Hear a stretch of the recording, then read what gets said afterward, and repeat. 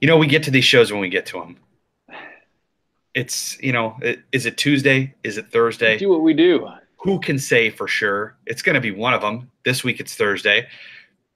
So hello, this is USfanTV. I am Pat, and he is Chris. Is he really? He is me. Oh, You're TJ's actually going to Chris? join in too. I am Chris. Hello, You're TJ. Chris. Let me properly introduce TJ, guys. From the Minivan Dad Soccer Pod, it's TJ. And I'm here. She's still babbling in the background, but I'm kind of toning her out at this point.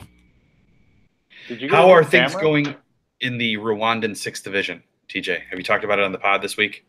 I did not. This week's pod, I went over the...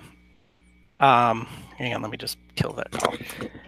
This week's pod, we discussed the... Who's we, by the way? Huh? Who is we? Oh, me.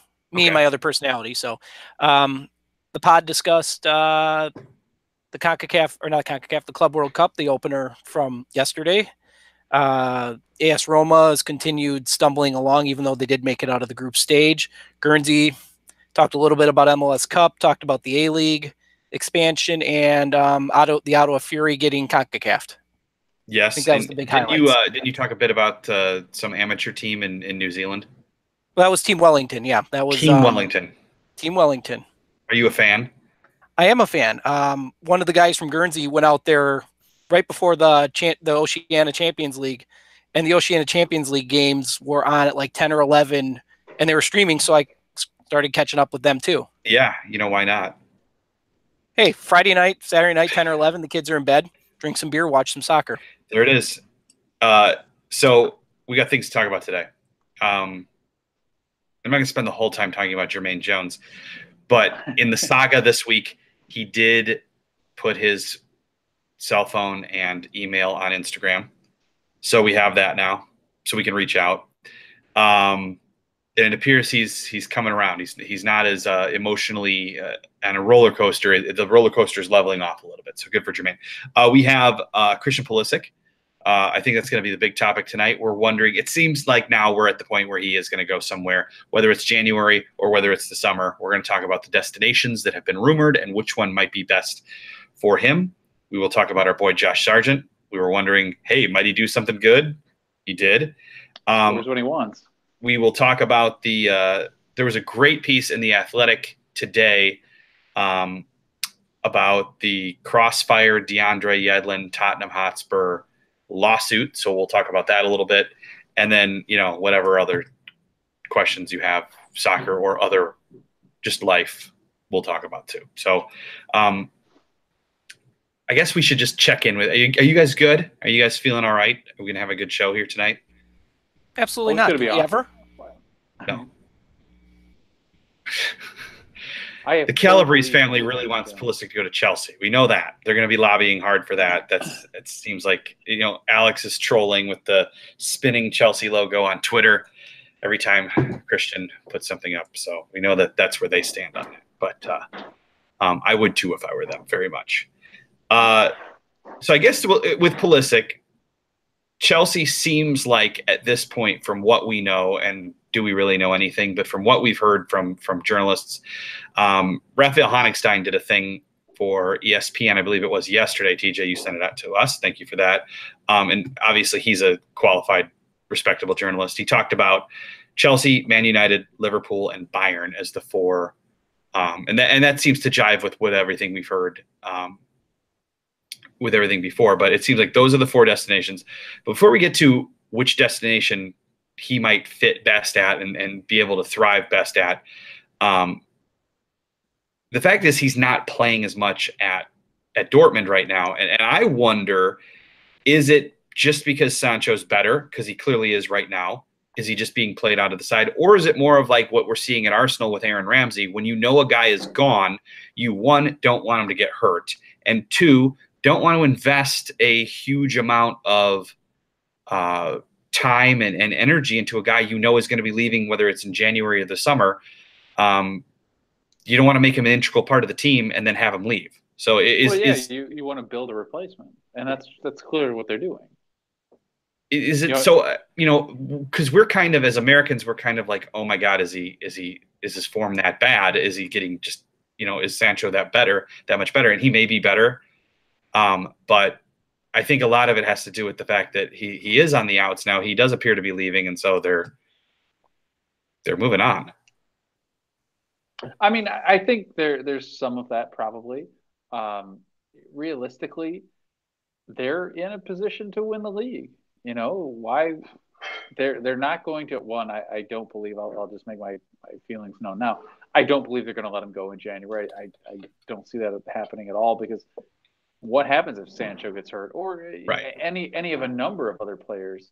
Because they're still in the Champions League too. You need squad depth. Yeah. So if nothing else, like I think even if we ignore the Sancho Pulisic argument that Twitter's trying to make,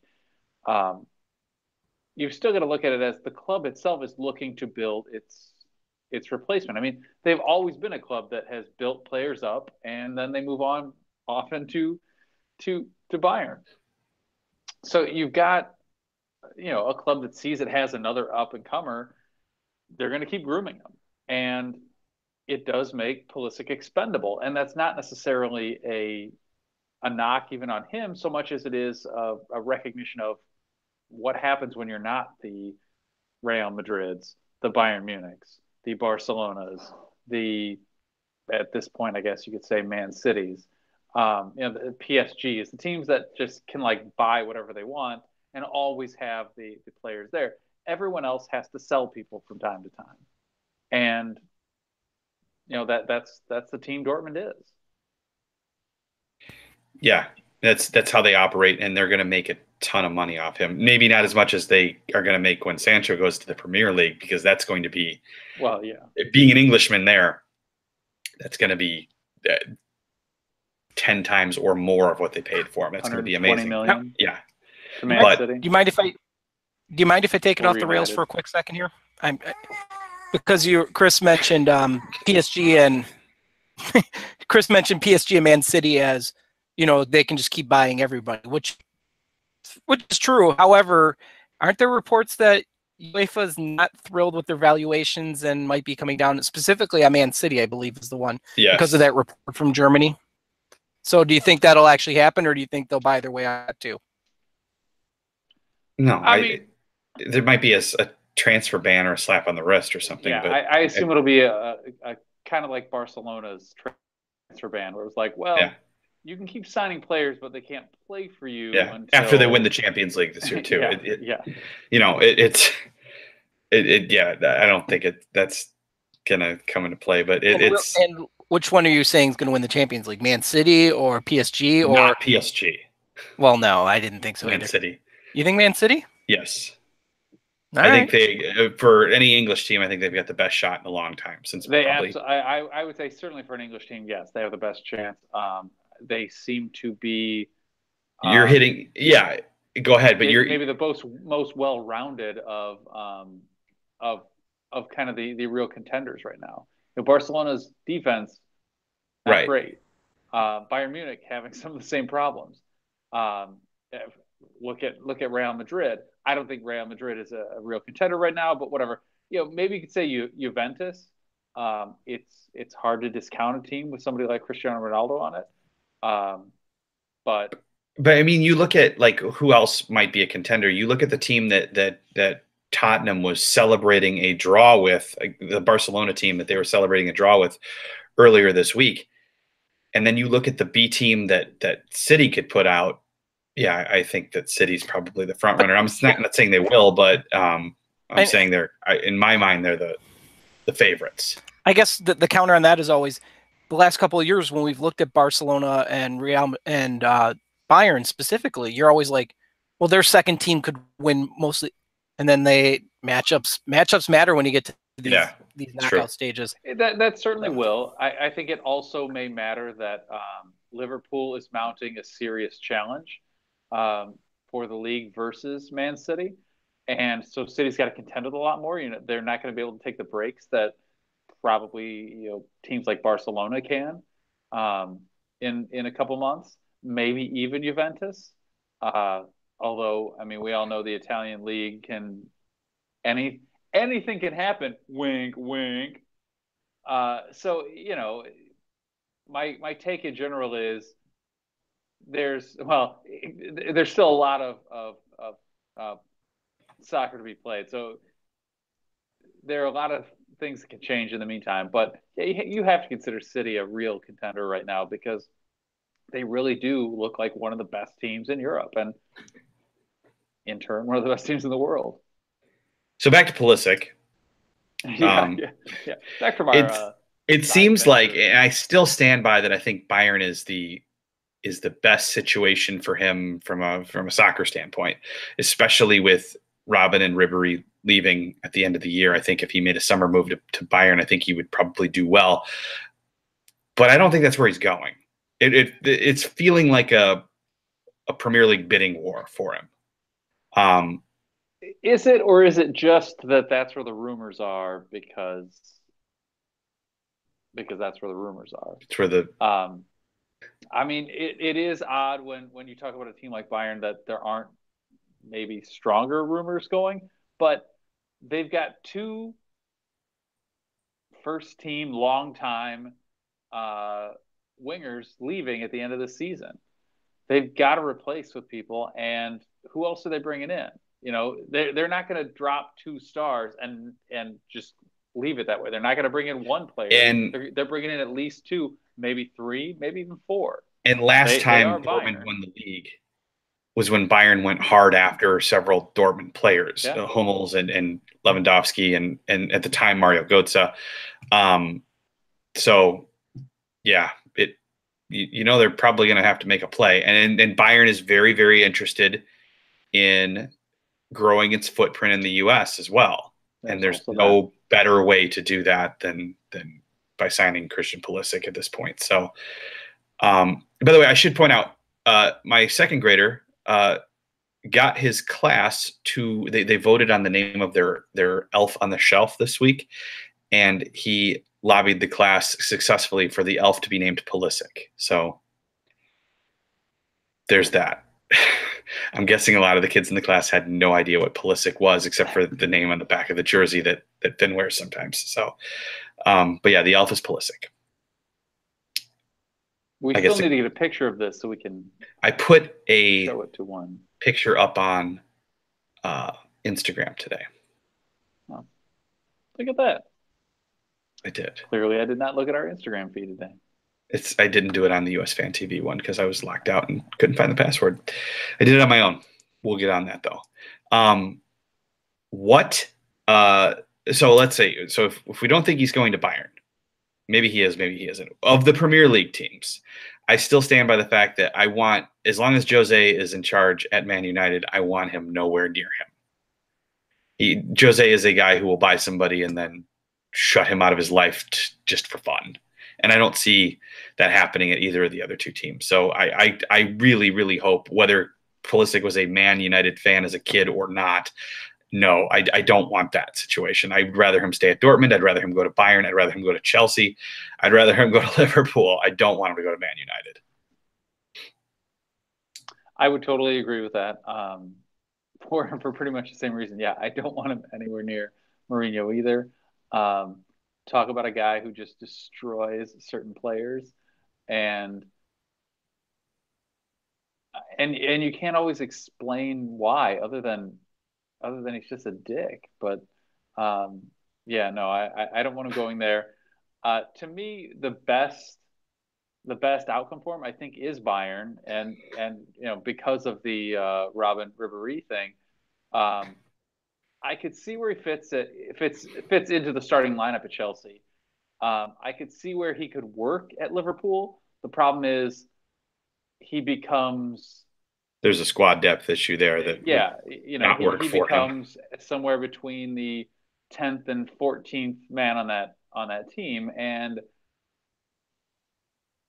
I can't say that he can't find a way in there, but does he step into a starting role? I don't know.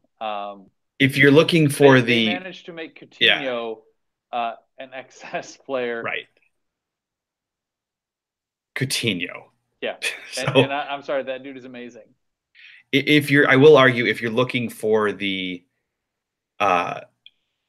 the risk reward to be the highest. If he is able to succeed at a place like Liverpool with that kind of depth, that may be the place that under Klopp, especially that maximizes him. Like if we want to see the best version of Christian Pulisic in 5 years or whenever his peak would be, Liverpool may be the place to go. Liverpool may also bury him and he might get sent on loan, and we'll be talking about Josh Sargent or Weston McKennie or Gio Reyna or any number of guys that may have passed him. So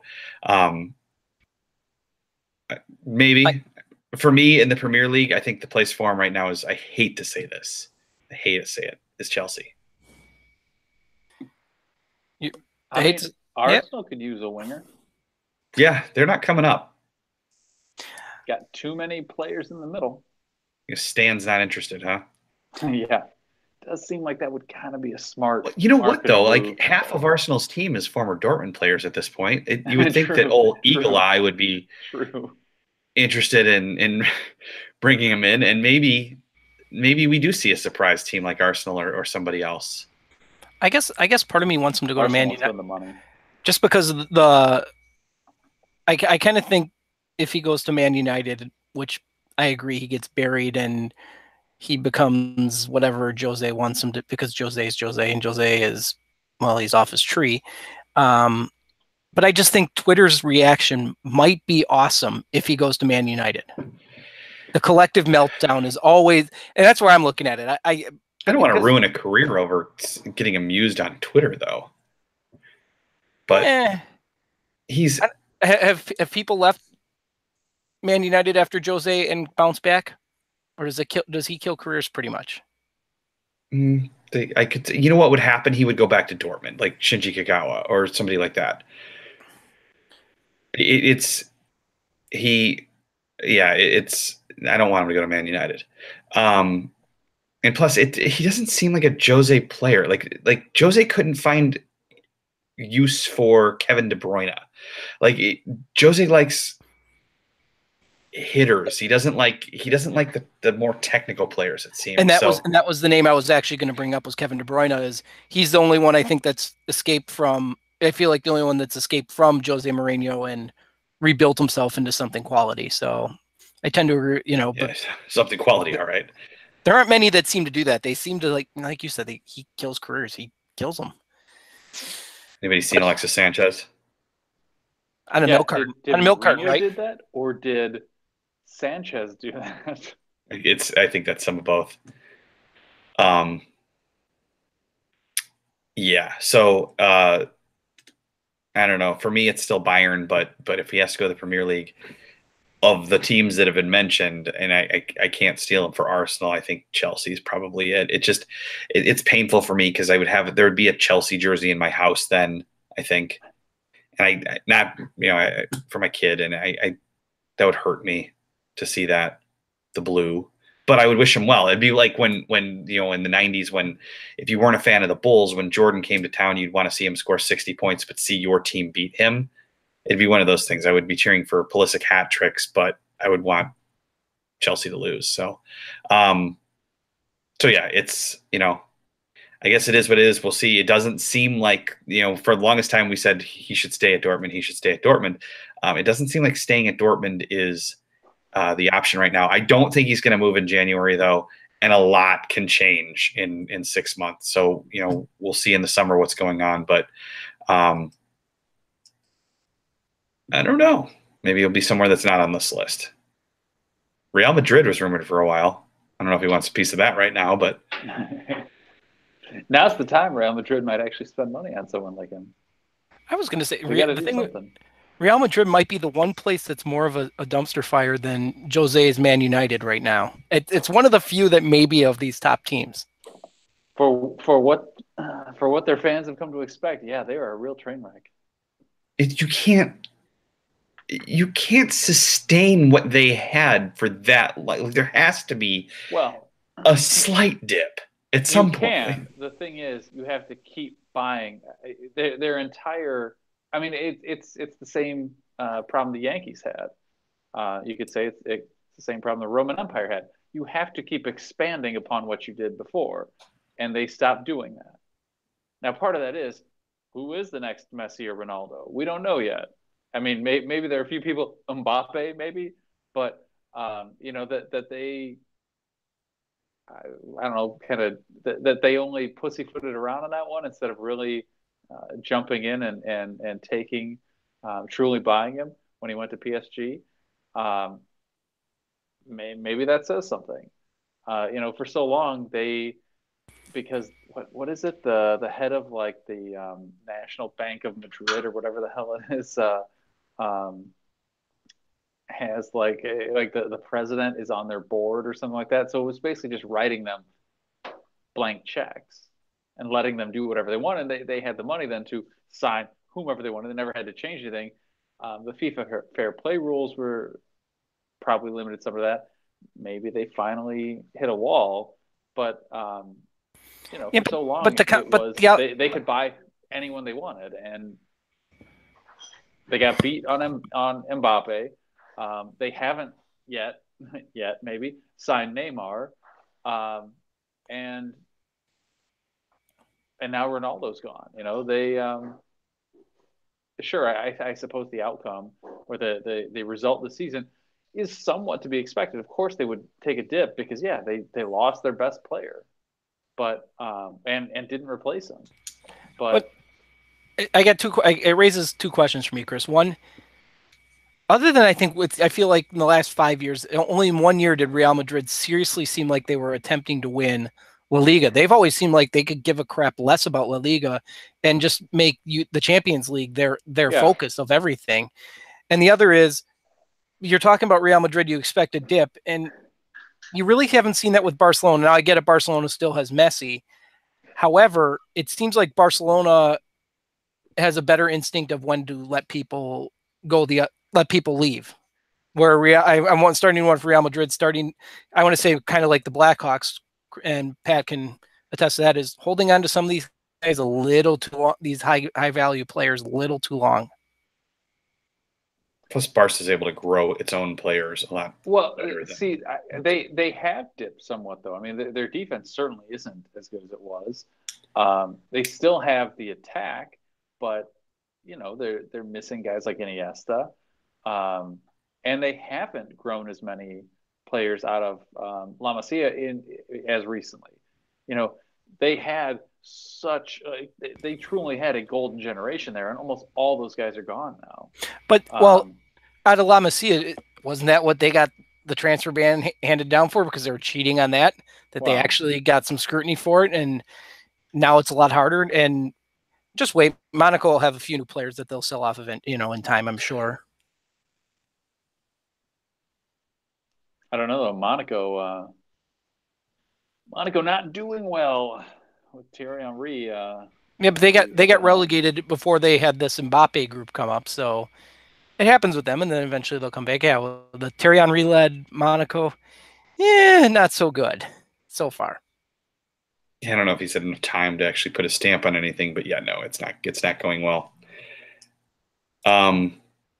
Speaking of going well, anyway, actually, I guess Zach brought up Zach Steffen to Man City. Now it's going to happen in the summer.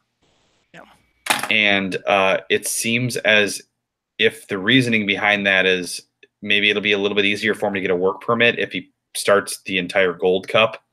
Maybe then they can point to that and say, hey, he's our guy from a national team standpoint, and hopefully they could get a work permit easier. And maybe then he actually does play for City in some capacity instead of playing for NYCFC or getting shipped to, any other team. But Girona or something. Yeah, I mean, for him, I don't want him. And I know City is in so many competitions that even if he were the number 2 keeper there, he would still play quite a bit.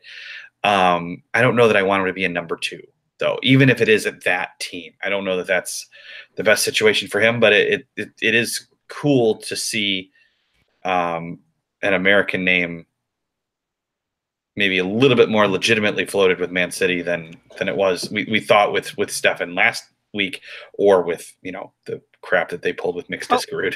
But I guess the answer is in terms, like you said, City, with the number of games they play, they're one of the few teams where a number 2, if he's getting all the, the FA Cup, the League Cup, or whatever the heck they're calling it, Carabao. some of the Champions, Carabao Cup, the Caribou Cup, or whatever they're calling it. There's a lot of minutes to be had, but you've touched on he needs minutes. He needs game minutes, not just practice reps, because that's what'll ultimately kill him, is not getting those game reps. But Man City is one of them. There's probably a half dozen teams that do have enough games on their calendar where you can still get that and be the number 2 keeper. But I agree. I'd like to soon be a number 1, but that is one of the few places I'm actually comfortable with him being the number 2 on that side. So Clamudo says that Horvath might pass him by the Gold Cup with all the shutouts he's putting up in the Champions League. I would say under any other head coach maybe, but I think that the relationship between Berhalter and Steffen might be there in place, that Berhalter said, yeah, you're going to be my guy. So maybe not, though. Maybe I'm wrong. Then the follow-up is it done because it's the Gold Cup? And to me, there isn't a whole lot of difference between Horvath and Steffen at this point. I get it. Horvath has played better of late, but let's see how that plays out. From an international perspective, when Steffen's been healthy, he's been very good. I wonder if they would play him in the Gold Cup in order to get him his permit, because there isn't that much of a significant difference. And like you said, Berhalter, it's the wink nod type agreement, the conspiracy theory that Chris loves with U.S. soccer. So many of them, so many good ones. I want to know, if Steffen plays for Man City, does he have to get a neck tattoo? Yeah, there's some bad neck tattoos too. Just like enormous, and this is just a life lesson, guys. Neck tattoo is not the way to go. Whatever else you want to do, great. But when you start creeping in on the neck, especially the face, it's not what you want to do.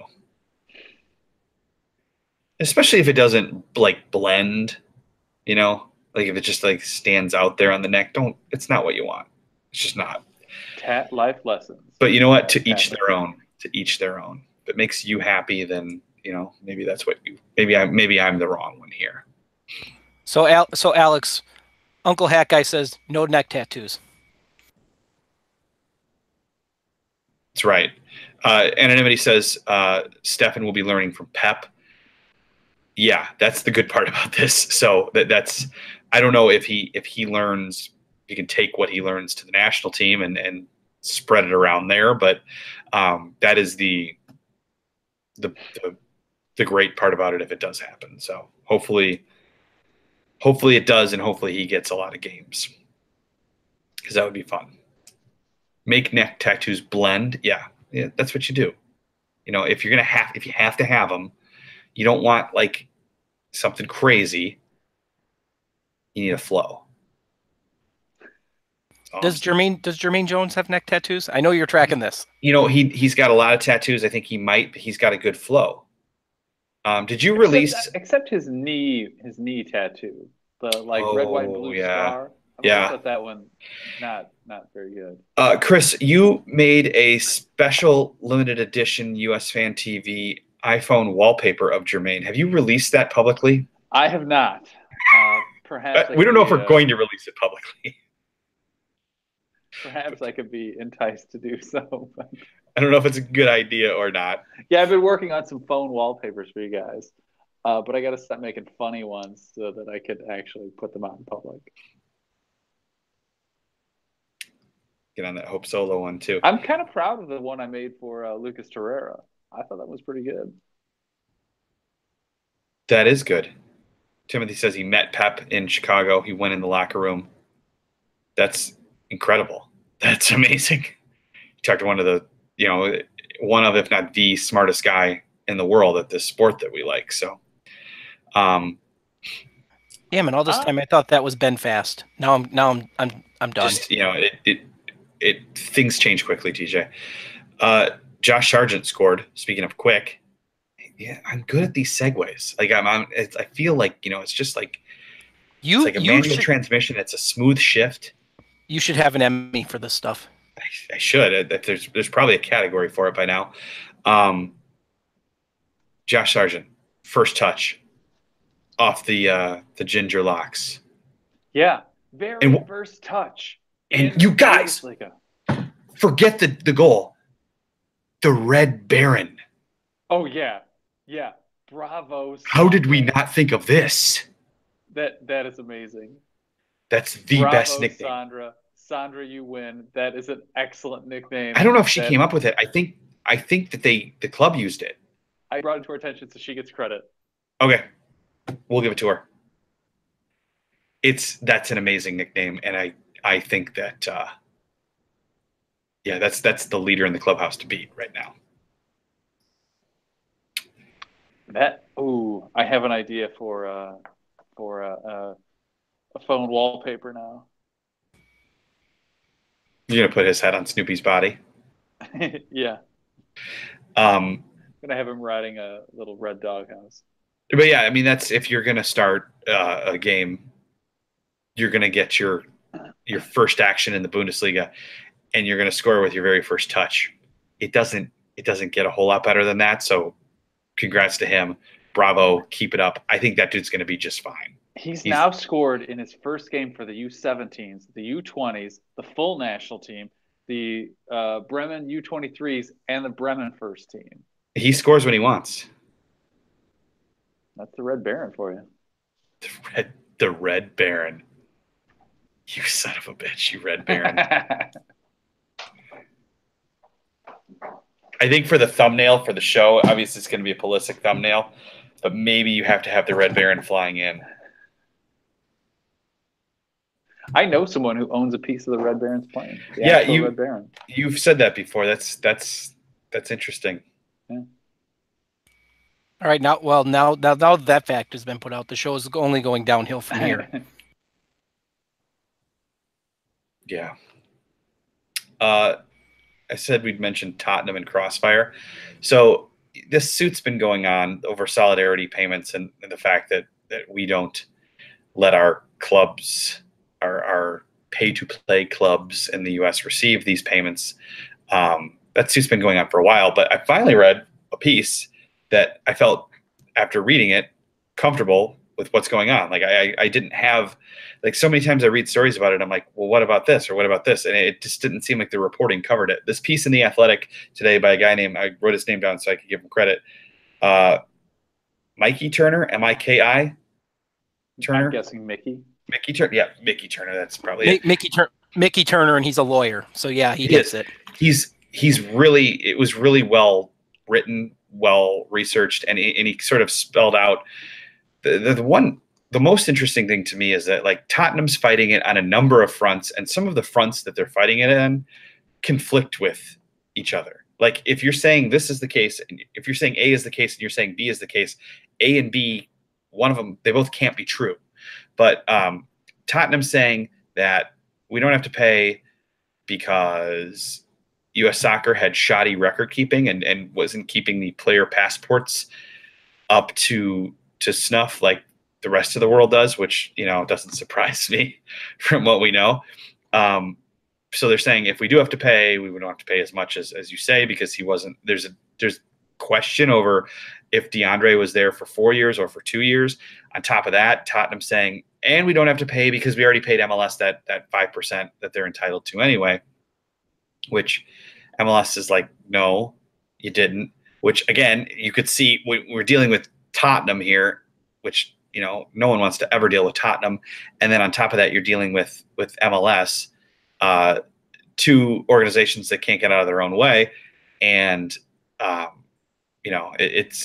did Tottenham pay MLS that money or did they not? It's, they're fighting over it. But the most interesting takeaway to me was, if it's and it seems like it will be, this will be opened up for the clubs to receive this money. If it's shown that U.S. Soccer hasn't done its FIFA duty by keeping these player passports for the talented players, and it's costing some of the clubs money, like the clubs can't recoup the money that they are now entitled to all of a sudden, you're going to have a lot of club teams perhaps suing U.S. Soccer over this. So this could open up a whole new Has it been confirmed that U.S. Soccer is allowing these solidarity payments to go through? I didn't think that has been resolved yet. It sounds like Garber. It sounds like Garber and MLS are finally open to it. Right. However, they're still saying, with the way labor laws are in the United States, that's not a certainty that they can even do it still. Yes, that is exactly correct. That's for the courts to decide. But there's obviously a whole lot of people who think that this is the way to make soccer more affordable in this country, because you're creating an incentive to develop a player who you can then collect money from down the road, and then you can take that money and reinvest it in your club and bring down the cost or make it free for a lot of your players. So I don't know that works in a country this large. We'd have to be producing a lot of players, but I think it's a start. And I think, if every other country in the world is letting their local clubs receive the money, even though we're charging stupid amounts of money here in the US for our kids to play at these clubs, I think these clubs should be entitled to get the money too, but we'll let the courts work that out. And we've talked about some of the reasons for these high fees that you and I pay for our kids to play and whatever. And I always comes back to the insurance on this stuff. Do other countries just not have to deal with insurance? Is insurance not as much of a racket overseas? That is part of it. Yes. Okay. Yes. And we have a family at our club who's from Sweden. And that's one of the things she was joking about is the paranoia over lawsuits in the US is so much different here than where she's from. So, that kid is knocked out. Can we see TJ? Is she really? Oh yeah, she is. She is done. I gotta give you credit. Like, Chris and I will find ways to little things. If we don't feel like it's going our way, we're not going to do the show. You're here no matter what. Like, you should have your face. Like, you should be the #1 person on this show now, TJ, not us. Because you'll hold a baby. Hosting it. No, I enjoy hosting it when you guys. Well, I'd say you guys have heard my pod, but I know you guys haven't. You know how bad it is. You think I'd be any better as a host? I listen to it a little bit. It's getting there. Which is a nice way of saying it's crap. It's getting there. You're improving? Is that a question? Yeah, I don't know. What else you guys got on your you the viewer of USfanTV, you the other people on the show? What else do you guys want to talk about tonight? Oh, we had MLS Cup. Did we talk anything about it? We should talk about MLS Cup. Because I see you're not wearing your Milwaukee Torrent / Portland Timbers hat. I'm not because I'm wearing a Blackhawks hoodie, and it would be weird to go with the red and black, and then the green. I went with the black Adidas instead to match. It's not because I have retired the Timbers hat. I like the Timbers hat still. It was. I felt like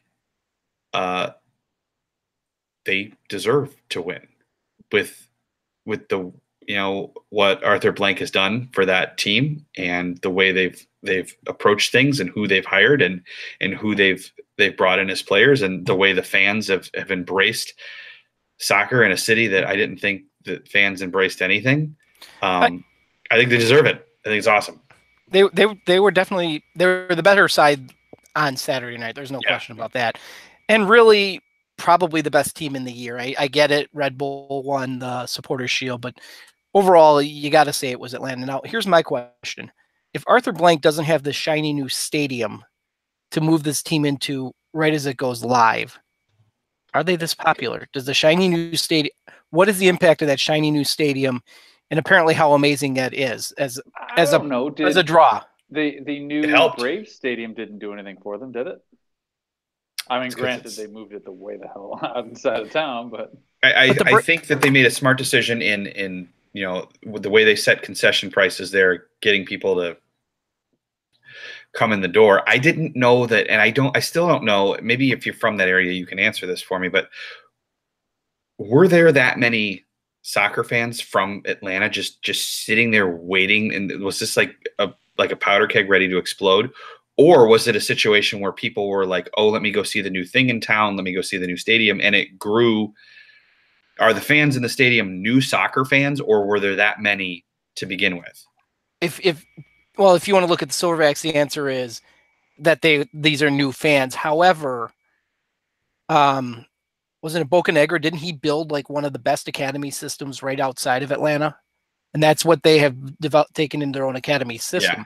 So if that's, with that being true, the level of soccer knowledge, soccer fandom, it's there, obviously. You don't build one of the best academy systems in the country without having some people who like soccer.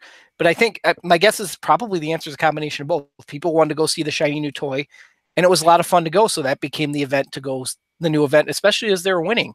The Falcons were on their way down. The Hawks have been garbage. The Braves just started being good again. I guess they were good, pretty good in 2017, but this was the first year they were good. And yeah, I get it. They have their new stadium, but like Chris said, it's way out in the middle of nowhere. And it sounds like everything there, they didn't do the concessions and everything.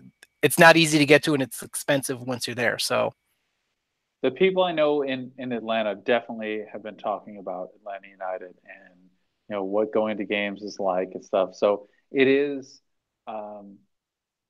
it definitely, whether it was that it was this new thing, they at least had enough people to start the momentum, Well, but I'm sorry I didn't see who pointed that out. They were selling out Bobby Dodd Stadium before they moved into the new one, so they were already a draw. But I wonder if now I'm going to say it was part of that, the idea that they were going to have tickets in the new stadium, and that was one of the easier ways to get in as opposed to trying to buy the seat licenses for the Falcons and so on and so forth. But what have you? Right. And now let me segue into this question, because of course Twitter loses its mind over the fact that it was played indoors on fake grass. The championship game should not be on fake grass. Now, what I heard is the weather in Atlanta was absolutely garbage. So on that Saturday night, the last couple of years, the weather in Toronto has been less than pleasant. Yeah. So was this necessarily a bad thing? I get it, the fake grass part of it, but that mattered. You know what? That's the only bad thing about it. I didn't mind it being inside, except for, and it made the quality of the game, I think, a little bit better than playing in the freezing cold. The only thing I don't like about it is from a TV production standpoint, it looks not. The grass looks really dark, and I don't like the look of it. It's sort of the polar opposite of a Premier League broadcast, where the grass is really green and the stadiums are always really bright. It's always well done. It looked kind of flat from that regard, but the atmosphere was incredible, and it made up for it that way. And then the quality on the field was better, I think, overall. Given the choice of playing in the freezing cold and snow or playing in that, I would take that. Yeah, and I guess it probably worked out best that Portland was the other team, because both of them, that's the surface they play on. So there's really no excuses. Well, right. We weren't used to the surface, so that there were no Thierry Henrys there or anybody who wasn't gonna, right, plan. Everybody was used to it and comfortable with it. So, the camera work, Christian. Yeah, I'm glad you brought that up. The camera was so weird during the way that it was shot was really. It would zoom in and it would zoom way out, and it was that seemed like amateur, but the rest of it was cool to see. And I guess what did I read? And I did mention this on the pod. Is this was the highest rated MLS Cup since '97 in terms of number of viewers, which is I guess part of it, you got to give credit to Big Fox and the fact of they put it on Fox. They didn't put it on FS1 or buried it on FS2. It was people who were watching the Marquette, Wisconsin game said like every break they were mentioning that was upcoming, so they promoted it pretty well. So I did watch that game, and that is true. So I mean, a lot of good came out of that, I guess. So now I'll segue to this question because it came out of the MLS Cup week. Garber saying the league is now a selling league. What do you think of that, Chris? Pat? I think that TJ's suddenly hosting. I gave him the reins, and he's suddenly just taken over. I think that it's MLS realizing their place. Yeah, I mean, to some extent, they were always a selling league. They just weren't willing to admit it. Yeah, weren't willing to fully participate in it. Yeah. But no, I think it's fine. But the only thing I think that was keeping them from being an open selling league was more that they just don't play enough young players. Is it safe to, but realistically, is it safe to say, aside from the top 10, 12, maybe 15 teams in the world, everybody's a selling team? I think so. I mean, that was kind of my point before with Dortmund about Pulisic. You know, unless you are one of those very top, most elite teams, somebody else can spend more. It's a food chain, yeah. And at some point, you've got a price. Because at some point, you can pay to find someone new. Christian says Garber was really out of touch about young guys in MLS going to Europe. Garber's always out of touch. Well, I don't know that that's his job. His job exactly. His job is to promote his product. So he may know deep down that's the better move. And when you have like Gio Reyna, like I was reading Grant Wall's really good piece on that is good, on Claudio Reyna's son that died, and part of it includes Gio Reyna and the no-brainer decision to send him to Europe. It's like, well, why does an MLS guy not, why does an NYCFC guy not just have him on his own team? Well, it's not the right move. Garber probably knows that too. But Garber, like Alexi Lalas, is selling a product, and he's not going to say, yeah, we're not the best option. So. And maybe at some point down the road, I think they've always not said it because they've always held out hope. At some point, they'll be in that conversation with the top leagues, and they're not there yet, and they know they're not. And I think the reality is, as good as Atlanta is, as much of a draw as Atlanta is, and some of these new teams like Seattle, newer teams like Seattle, Portland, not the legacy teams, obviously, LAFC, even those aren't in and of themselves. There's just not enough eyeballs on those games yet, and there isn't going to be for a while. It's going to be. I think it's going to be a longer process than they've always publicly said, and I think they're acknowledging that. They're going to have to see too, what does next year look like for fans in Atlanta? Presumably, Tata Martino won't be there. Miguel Almiron, presumably. I mean, the team says they don't have any concrete offers for him, but his behavior certainly made it seem that he realizes that he's not going to be there.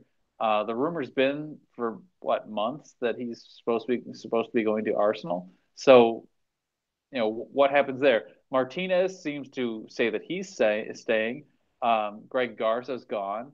There are a number of large parts of this team that won't be there next season.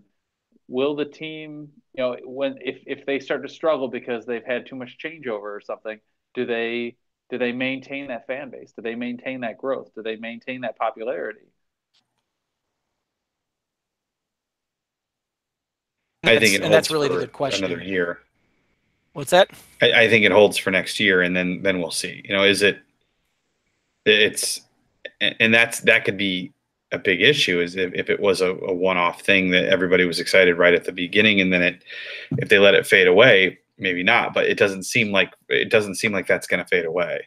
Like, they may not win the cup next year, but that seems like a well-run organization, sort of the opposite of like the Revs or the Fire, where and I laugh at the Revs because they've also got an NFL owner, and only their NFL owner doesn't give a shit. So except when he can just throw his weight around because he wants to seem special or something. Yeah, but I honestly feel, and I don't know if I've ever mentioned it on this show, that I feel like that the Revs are nothing more than a training ground for the Patriots. Like, that's how their executives, they train with the Revs, and then they move up to the Patriots. Salespeople and everything, yeah. His kids, I think, is Jonathan Kraft is the one that runs the Revs. I think he's getting experience. So when the old man kicks the bucket, he'll take over the Patriots at that point. But he uses it almost as training that way, training executives how to run sports teams. Christian says Atlanta United is better run than U.S. Soccer. That's for sure. Well, I don't think that takes much. It doesn't take much, but the Atlanta, again, you're getting back to the dollars and cents of it. Atlanta United has all the money, and obviously they're willing to use it. Not every ownership does. I mean, that's like saying the Yankees are the best run, or the Red Sox, or the Dodgers. They have the most money. They can afford to absorb mistakes where some of these other clubs they can't afford to do it. They don't have the means to do it. And as poorly as the Fire is run, and Pat, you and I have talked about this many occasions. I'm not going to make excuses for the poor signings that have been made. There's no excuse for that. That's just bad scouting, bad whatever. But they spend money what they have. They don't get a lot of it out of that stadium. That stadium deal is nothing more than a cancer. It's a giant anchor. Yeah, it's along with the Coyotes and Glendale, the two worst, and maybe Tampa Bay's, the three worst stadium deals in sports. I don't know how you. I mean, speaking about all the MLS legacy teams, and this is, we've talked about this before, and it may be a different show that we can dive a little deeper into it. But I don't know how you pull a DC, what they were able to do with some of these teams. I mean, it may just be cool new stadium in a easy to get to location for a lot of people, and then sign a really huge player. Maybe that's the formula to fix it, but the Fire can't do that because they signed the most idiotic lease with a terribly corrupt village. It's such a disaster that no other MLS team can play outside. They can't even, the way I understand it, they can't even move the team to Austin and take a couple of years off and then reboot it at a new place. They can't even do that because the lease is with the league. So I don't know how you fix it. It's depressing but whatever. It's the local team. I was going to say that's a local team, and that's a whole several shows in and of themselves of the dumpster fire that is the Chicago Fire. But ironically, no. But then the location. But then you look at FC Dallas, which their location is probably worse than the Fire. And instead of looking at a new Hall of Fame there, so they're doubling down. Yeah, they're doubling down. So I get it. Everyone's looking at the new teams and location. They're all in these these teams in the city and whatever. Is that the way it's going to have to be going forward? Or can these teams that have built in the suburbs, such as Colorado, such as Dallas, FC Dallas, I guess LA Galaxy to an extent for where StubHub is. Of course, there's nothing in central LA. There is no central location in LA. Red Bull in Harrison. Are these going to be always that way, or are they going to be able to start filling those at some point when your team starts to be good over a consistent basis? I don't know, man. That certainly helps. Red Bull is denying that is another weird one to me. It's like you have a good team. I mean, maybe they're the team that fails at the end of the year in the playoffs, but you have a good team there. It's not that hard to get to. It's a bit of a train ride, but and yeah, it's in the middle of a brownfield, but it's it's a beautiful stadium. It's not that hard to get to. Just doesn't. It baffles me that like you could take a city like New York or Chicago with that many people and that many immigrants and that many just soccer fans, period, whether they're immigrants or not.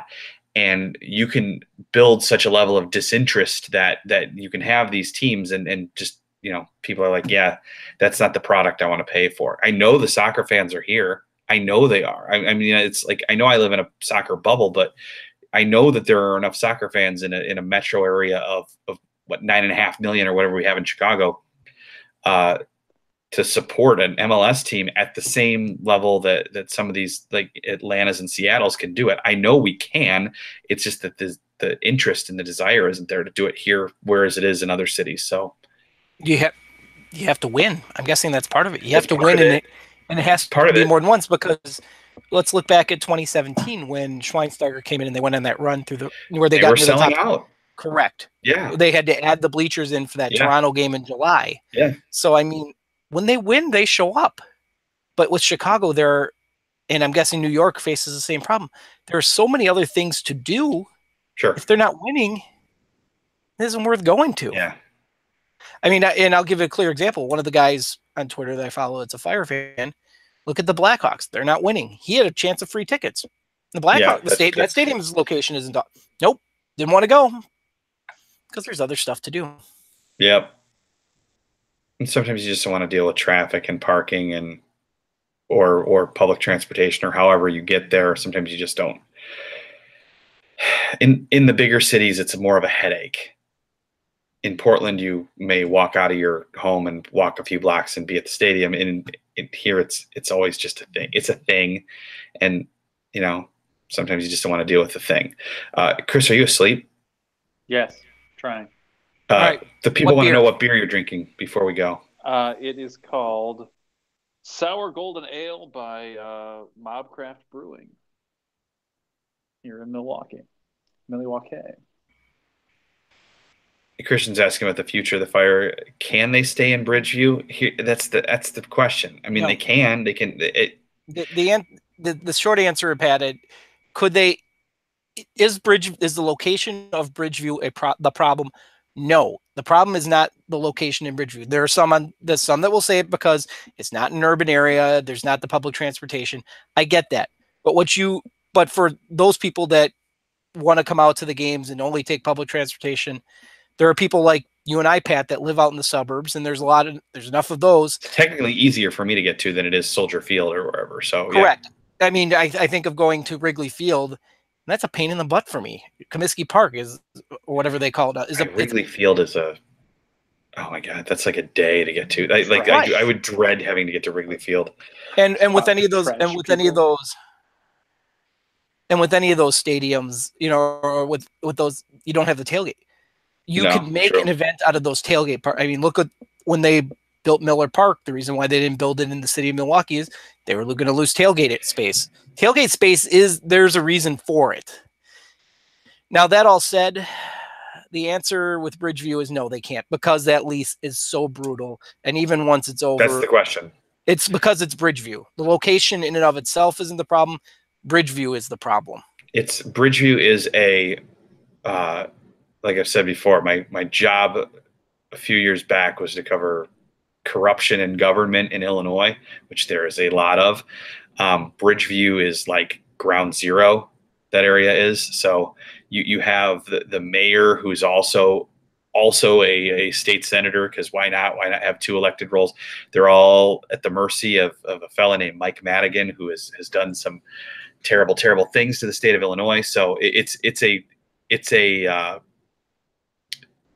not like it's very blue collar, but it's not like decaying or anything. It's not that bad from a amenities standpoint. There's some stuff around there, but from a political standpoint, why the hell anyone would have done a deal? I know they got the land, but why the hell anyone would have done a deal with a town like that? Why not put it in Melrose Park? It's Rosemont. Serious. Yeah. Rosemont. At least Rosemont knows how to run things and make money. Well, Rosemont won at every stadium. That's why I didn't live here when that all came about. Was there anybody other than Bridgeview? I mean, I get it. Daly wasn't interested, was he, at that point? I don't remember. I just remember that being the thing. Like that's where they're moving. Okay. I don't remember other options or whatever was going on, but I think we're boring the people who aren't from here right now, but like Chris. So we should probably tell you this is USfanTV. We have Facebook and Twitter and Instagram and a secret Snapchat that are all USfanTV. We have apparently I got a note. I'm trying to tell you guys this is big news. I got a note from we're about to cross 1,350 subscribers, but there's a note saying you're about to lose a lot of subscribers because we're going to clean out the bots. So we're going to find out how many of you people are bots. So our number might go down. I hope it doesn't go down too much. But yeah, subscribe. If you have not subscribed to the show, please do, because we're going to lose people apparently, so we don't want to do that. So, help us become the next Ryan's Toy Review.